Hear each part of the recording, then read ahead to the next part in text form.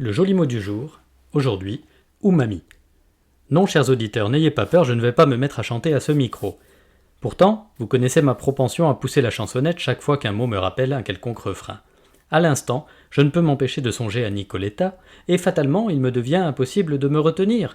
Voici venir le umami, umami, mami, blue, umami, blue, umami, mami.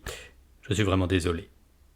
Plus au goût du jour, et pour nos jeunes auditeurs qui n'ont jamais entendu parler de Nicoletta, je songe à Stromae, qui se demandait « Où t'es, papa, où t'es ?» Alors j'ai envie de crier « T'es où, mamie, où t'es ?»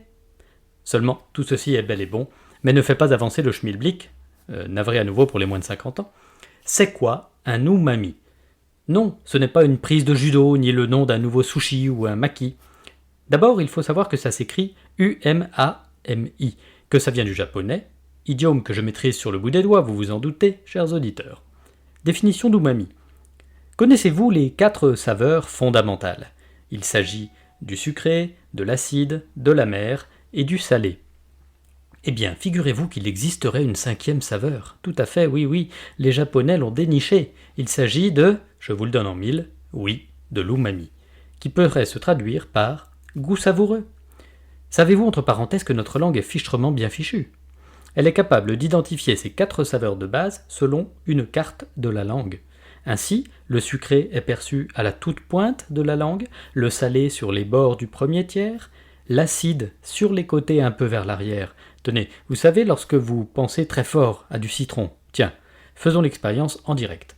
Imaginez un beau citron tout jaune. Coupons-le en 2. Voyons cette chair d'un jaune blanc brillant et pressons dessus pour en extraire un jus que nous allons laisser couler sur notre langue. N'êtes-vous pas déjà en train de ressentir un picotement très puissant à l'arrière de la langue, peut-être même en train de saliver ? Magique, non ?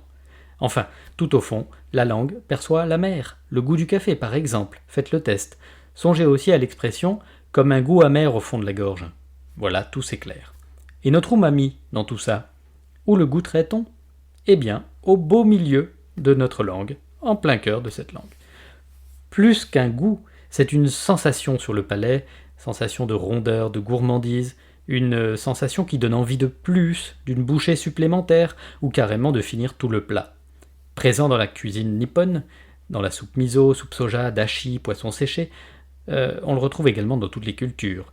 Les fromages affinés par exemple, le parmesan, le roquefort, le cheddar, dans les champignons séchés, les anchois, les asperges, les tomates mûres, le poisson séché, l'oignon, la truffe, le jambon de Parme, la charcuterie.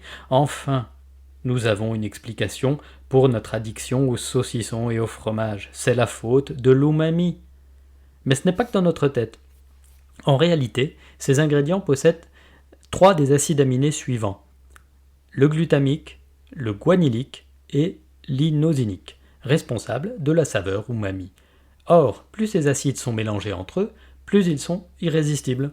Ainsi, le mariage entre des ingrédients à forte saveur umami permet de décupler le plaisir en bouche.